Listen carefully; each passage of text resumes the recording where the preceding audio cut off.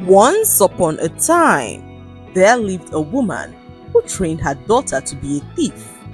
Her name was Udodi, and she believed that true success could only come to those bold enough to seize their own destiny, even if it meant snatching it from the hands of others. Her daughter Dumebi was an extremely beautiful young woman, the kind of beauty that made men trip over themselves just to have a word with her. Dumebi used this to her advantage. Each man that she met ended up losing something valuable: phones, cars, money, and even landed properties. Through her theft and deception, Dumebi upgraded her mother's life. Udodi, who once lived in an old rat-infested room in the slums, now lounged in a luxurious mansion with white pillars and imported chandeliers.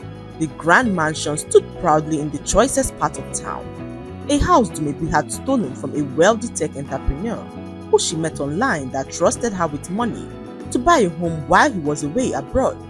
Dumebi bought the house, but in her mother's name. She vanished, not caring what her actions did to these men who were not only left heartbroken but also wrecked. Hundreds of thousands of dollars in the bank, but Udodi did not stop pushing her daughter. There's no limit to what you can achieve, she always said to Dumebi, who she forced to keep stealing. That evening, Dumebi went out to meet one of the men who she had been chatting with for days. She arrived at his house and met the young man who had just finished preparing dinner for her. Vanessa, he said with a smile on his face, calling her by the fake name that she had given to him as he ushered her towards the dining table. The house was stunning: smart lights, sleek furniture, expensive art. Everything about it screamed wealth, the kind of wealth that had no clue how to hide itself. Dinner was spaghetti and lamb chops, served on plates that looked like they had never been touched by anyone who grew up hungry. Dumebi smiled sweetly, complimenting the food. She let him pour her wine as she laughed at his jokes, a little louder than she needed to. He was young, too young to be this rich, but naive too, the perfect mix for her. Dumebi kept the conversation light, flirting just enough, leaning in when he spoke about his work. Tech, crypto, stocks. He talked about algorithms. She nodded like she understood. All she needed to know was where he kept the money. An hour passed, and he excused himself to take a call. Dumebi rose quietly. She had done this more times than she could count. She slipped out of the dining room and moved down the hallway. First door was locked. The second door was his home office. Bingo, she whispered as she stepped inside. She threw open all the drawers and came across huge stacks of money in foreign currency. A Rolex watch also sat in the corner, next to a brown envelope filled with documents.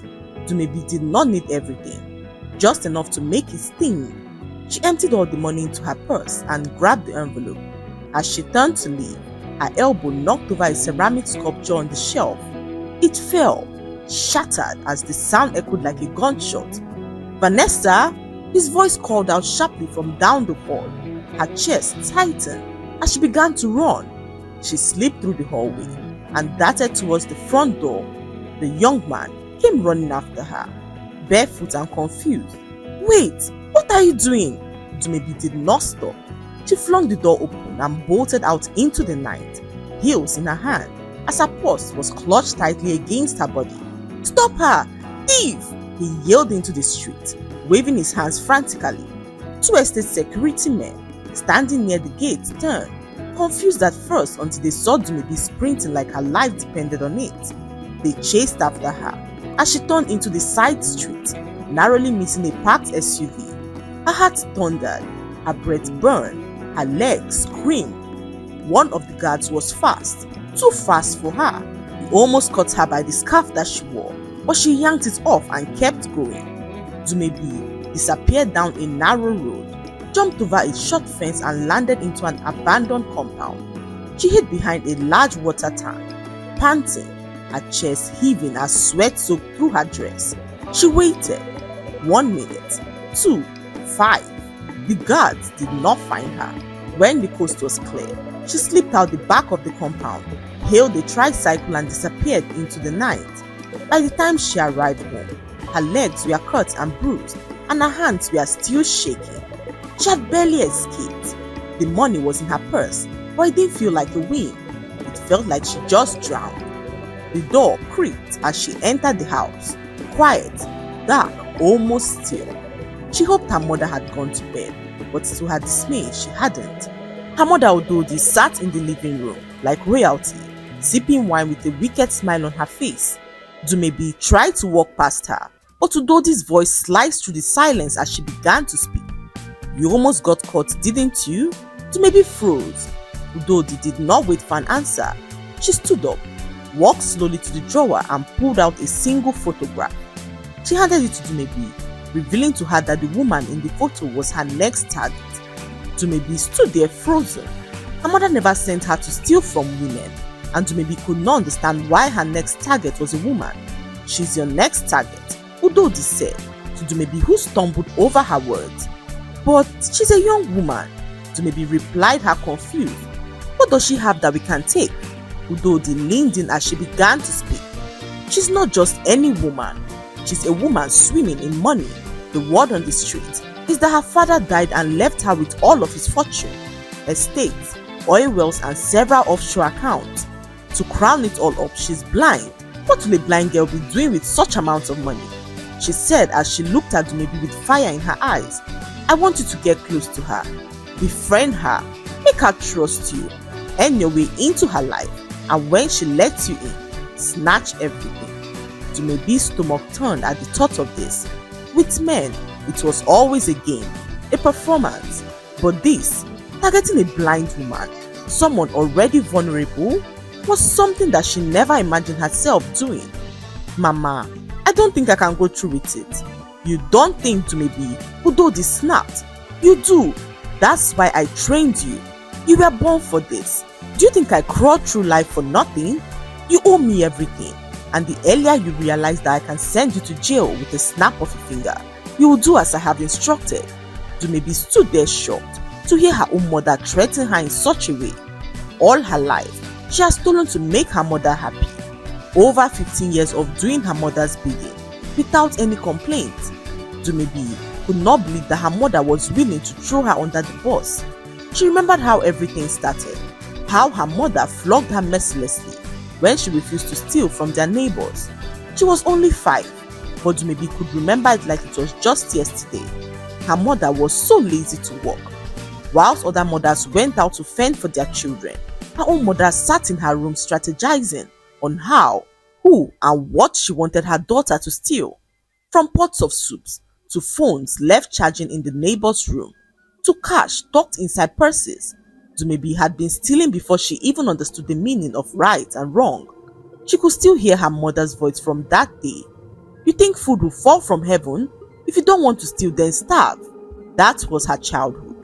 One beating after another, one theft after another, one piece of her soul lost each time she took what did not belong to her. By the time Dumebi was 10, she could unlock padlocks without making a sound. By 13, she was already stealing car parts from cars that were parked on the street at night. And by 18, Dumebi was charming men 3 times her age and walking away with their ATM pins. All to please her mother Udodi, who sat there in their home, doing nothing. She was like a tax collector, always demanding her daily cut. Whether it was 10,000 naira or $10 million, Udodi did not care how it was gotten, only that it was delivered. And if Dumebi ever dared to show up empty-handed, she paid with blood, bruises or banishment from the house for days. She wasn't a mother, she was a puppeteer, and Dumebi was nothing more than a prize puppet. She had been a slave to her mother's grief for 15 years, but this time, it wasn't just a man she was being sent to destroy. It was someone like her, a woman who had likely suffered her own kind of pain, a woman who couldn't even see the knife being pointed at her back. Dumebi knew better than to argue with her mother. Her mother was not one to bluff. She had arrested Dumebi on one occasion when Dumebi refused to steal a widow's money. Dumebi spent 3 nights in a police cell, cold, hungry and sick, before her mother came to bail her out, smiling like she had finally taught her a lesson. So without another word, Dumebi took the photo and left. A few days later, she arrived at Adugo's father's mansion. It was a quiet estate in the outskirts of town, surrounded by tall palm trees. Dumebi arrived at the mansion, dressed in a simple plain dress, her hair tucked under a scarf as she pretended to just be another humble girl in search of a job. She introduced herself under the fake name Sophia and applied for a role of a live-in carer. With her forged document detailing her vast experience in healthcare and hospitality, as well as her soft voice and perfect reference, Dumebi was shortlisted for the role. Adugo, in her usual quiet way, interviewed her without asking too many questions. "I don't need much," she said softly, revealing that all she wanted was a person who would never treat her like a burden. Dumebi bowed her head slightly, promising Adugo that she could count on her. And just like that, she was in. Dumebi followed their plan judiciously. She cooked, cleaned, read books aloud, and helped Adugo navigate the halls of her beautiful home. She took mental notes of every safe, every drawer, every phone call.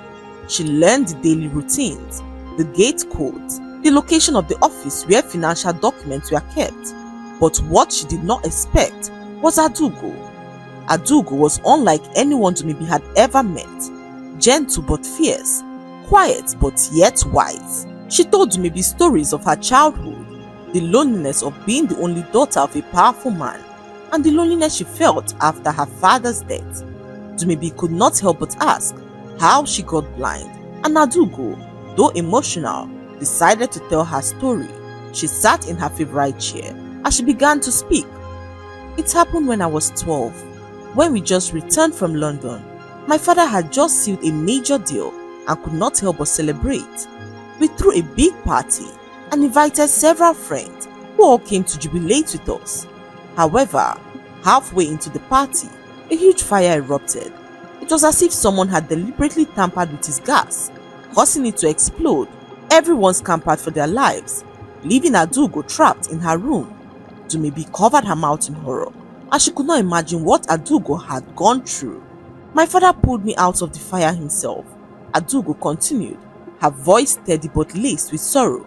"But by the time I woke up at the hospital, I could no longer see. The doctors revealed that the fumes from the fire had damaged her eyes completely, and that she had only 20% chance of ever seeing again." Dumebi's heart broke on hearing this. She had come to steal from this woman, a woman who had lost everything in a fire, a woman who had faced death and survived, only to live in darkness ever since. That night, Dumebi could not sleep. She tossed and turned in the guest room, haunted by the sound of Adugo's soft voice retelling her trauma. She stared at the ceiling, asking herself what she was doing. Her mother's face flashed in her mind, reminding her that this was not a time to be soft. She had a mission to accomplish, and going soft would do nothing but bring her disaster. So Dumebi decided to act fast. She crept out of bed and approached the room where all the valuable documents were kept. Dumebi made up her mind to strike. She ransacked the room, trying so hard not to wake Adugo, who was sleeping in the room across. Dumebi moved in with the precision of a trained thief, silent, swift, and focused. Her heartbeat was loud in her chest as she opened drawers, flipped through files, and photographed details of account numbers, property documents, and offshore records. She found what she needed. With trembling hands, she copied the codes and passwords into a small notebook that she hid in her pocket. All she needed now was to slip out quietly, and her job would be done. But as she tiptoed out of the room, she heard a voice, calm, steady, and familiar. "You don't have to do this." Dumebi froze as her heart dropped. She turned slowly, her eyes meeting that of Adugo, who was now standing at the hallway entrance, upright, confident, and staring back at her. Dumebi opened her eyes in shock. "You can see?" she asked Adugo, whose eyes narrowed. "I wasn't completely blind, Dumebi. I lost most of my sight, but over the years some of it returned. I just never told anyone, because people treat you differently when they think you're weak." Dumebi fell to her knees and began to shake. "I'm so sorry. I didn't want to hurt you. My mother, she sent me. I never wanted anything to do with this, but she threatened to arrest me if I refused." Adugo could not believe her ears. "Your mother?" She asked Dumebi as she tried to wrap her head around the reason why a mother would send her own daughter to steal. Adugo stepped forward as she approached Dumebi, asking for her mother's name, Udodinkem. Adugo stared at Dumebi in silence for a long tense moment, her expression unreadable as she requested to meet with her mother. Dumebi began to stammer in a way that she hadn't done before. She couldn't understand why Adugo was requesting to meet with her mother. She did everything possible to change her mind, promising to pay the price alone, but Adugo was not willing to let go. She insisted on meeting her mother, and Dumebi, left with no other option, took her to her mother's house. The ride to Udodi's house was tense and silent. They arrived at the house a few minutes later, and Dumebi hesitated at the gate. "You don't have to go in," she said quietly, as guilt filled her with fear. Adugo gave her a single glance, insisting on seeing her mother, and Dumebi ushered her into their home. Adugo finally came face to face with Udodi. Udodi froze at the sight of Adugo. She couldn't understand what Adugo was doing in their home. She turned to look at her daughter Dumebi, who informed her that Adugo insisted on seeing her. Udodi froze at the sight of Adugo, not just because she recognized her face from the photograph, but because she could feel something terrifying behind Adugo's calm stare. She tried to play it off, but deep down, she knew that they were in deep trouble. So she sat down, feigning ignorance, as she asked if Dumebi had done something wrong. Adugo remained silent for a moment, her eyes scanning the woman who had orchestrated her betrayal, the woman who had trained another human being to rob her blind. Her voice was low but firm. "Yes, she did something wrong," Adugo replied her, "but I don't hold her fully responsible." Udodi blinked, confused. "What are you trying to say?"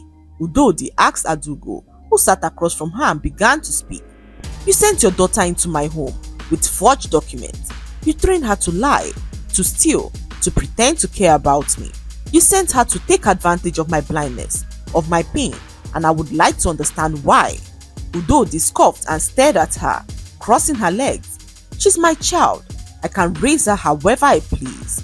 "No," Adugo said. "You don't get to hide behind motherhood. You owe her answers. You owe me answers." Udodi's eyes narrowed as she replied, "And what if I don't feel like giving you any?" Adugo reached into her bag and pulled out her phone. She opened a folder and tapped to play a recording. It was a voice note of Dumebi, trembling and crying, recounting everything her mother had done, from the early days of stealing food from neighbors to being jailed by her own mother for disobedience. "Say another word," Adugo said, "and I'll send this to the police. Don't test me. I may have once lost my sight, but I am not stupid," she said to Udodi, who sat there stunned as her lips trembled. "I'm giving you one chance," Adugo continued, her voice low and filled with passion. "One chance to tell the truth. One chance to tell your daughter why you made her into a tool, a weapon. One chance to explain what kind of a mother would trade her daughter's innocence for riches." Dumebi stood off to the side, her eyes wide with fear and disbelief. No one had ever spoken to her mother like this. She stood there and watched as her mother's face drained of color, her gaze finally dropping, and then, like a dam, finally giving way after years of pressure, she spoke. "I didn't have a choice," Udodi said shakily. "I was born poor, on a floor with rats, and grew up stealing bread to feed myself. When I became pregnant for Dumebi, I was barely 15 and worked as a maid for a woman who treated me so badly. Working for her was the most traumatic thing that I had ever done in my life. She gave me food twice a week and made me care for her 6 children alone. So one day, she sent me to the market and I was extremely hungry. I saw a young man who promised to buy me food if I helped him clean his room. He looked terrifying, but my stomach said otherwise. So I accompanied him home and began to clean. A few minutes into the cleaning, the young man forced himself on me. He showed me a gun and said that if I ever tell anyone about it, he would kill me. Once he was done, he kicked me out of his house and shut the door. I returned home and pretended as if nothing happened. Weeks later, the signs of pregnancy began to show, and my madam chased me out of her house, warning that if I ever returned, she would kill me and feed my body to the birds. I was so terrified I had nowhere else to go, so I returned to the house of the man who violated me. What I did not know was that he was a notorious thief in the area. He used me to steal from innocent people around, providing food for me whenever I returned with money. This went on for months, till the police finally shot and killed him. I lived in a small house alone, and finally gave birth to Dumebi, who I fed with stolen money and goods. When Dumebi was now of age, I started to teach her the only life that I had ever known. Not because I hated her, but because I was terrified that the world would do to her what it did to me. I taught her how to steal, how to lie, how to survive, because I thought that that was the only way to protect her. I told myself it was love, that if she had money, no one would ever hurt her like they hurt me. But somewhere along the line, I stopped protecting her and started using her. Udodi's voice broke as she looked at Dumebi, her daughter, standing there in the corner, not as a criminal, not as her golden goose, but as a wounded woman who had been robbed of her innocence. I didn't know how to stop. Udodi whispered. Every time she brought money home, I felt powerful, like I had finally defeated the world that humiliated me. I was addicted to money, to the feeling of control. Tears welled into Dumebi's eyes. She had cried enough in the darkness of her own room. She had wept while stealing from strangers and smiling at victims, but now she only watched. Adugo remained still. Then she spoke. I asked to meet you, she said softly, not to destroy you, but to understand how a mother could ever turn her own child into a thief. And now I do. Then Adugo stood up. I should press charges against you both, she said plainly, but I won't, because I believe pain that goes unhealed only becomes a cycle. And that's what you are, Udodi, a woman who never healed. Udodi bowed her head in shame. But I promise you, Adugo continued, her voice fierce, if you ever try this again with anyone else, I will become your worst nightmare. Not because I hate you, but because I now know who you really are. She turned to Dumebi. You're free, Dumebi, she said. The door to your cage is open now. Whether you walk out of it or stay, it's your choice. And with that, Adugo turned and walked out of the house. Dumebi stood frozen, her legs trembling as she looked at her mother. The woman who had stolen her childhood, her choices, her soul. Udodi could not meet her gaze. For the first time in her life, the woman who once backed others now sat in silence, drowning in the weight of her own reflection. Tears streamed down Dumebi's face, not because she was afraid, but because she finally saw her mother for what she truly was, a broken woman who had also tried to break her. I would have given you the world, Mama, if you loved me, if you had let me be a child, Dumebi said to her mother, who opened her mouth but no words came out. Adugo, who was now standing next to her, reached out and gently held her hands. Let's go, Dumebi, she said as she gave her a reassuring smile. But just as they turned to leave, Udodi's voice cracked through the air. Dumebi, they stopped. I don't deserve forgiveness. I know that now. But please, don't let the pain I gave you be the only thing that you carry from me. For every night you stole from me, I'll spend the rest of my life trying to give back to those I once hurt, starting with you. The room fell silent as Dumebi stood still, tears pouring freely, not just from pain but from relief. Without a word, she turned and walked out of the door with Adugo. Months passed and things began to change. Udodi was no longer the woman who lounged under crystal chandeliers. She now worked at a home for abused girls, her hands scarred from cooking in large pots, her face aged by humility. She never told anyone her past. All she did was let her service speak for her repentance. Dumebi, on the other hand, now living with Adugo, no longer answered to fear. She has started again, slowly, painfully, by working at Adugo's Foundation for the Blind. She didn't just serve, she learned, healed, and gave back to the community that she had once stolen from. And in her own time, she forgave her mother, not because her mother asked, but because she deserved to live a life not bound by her mother's chains. The lesson to be learned from this story is that pain can shape us, but it should never define us. True strength lies not in survival through cruelty, but in choosing healing over hatred, love over vengeance, and freedom over fear. The chains of generational trauma can be broken, not by revenge, but by courage, compassion, and the willingness to become more than what the world tried to make you. I hope you enjoyed the story.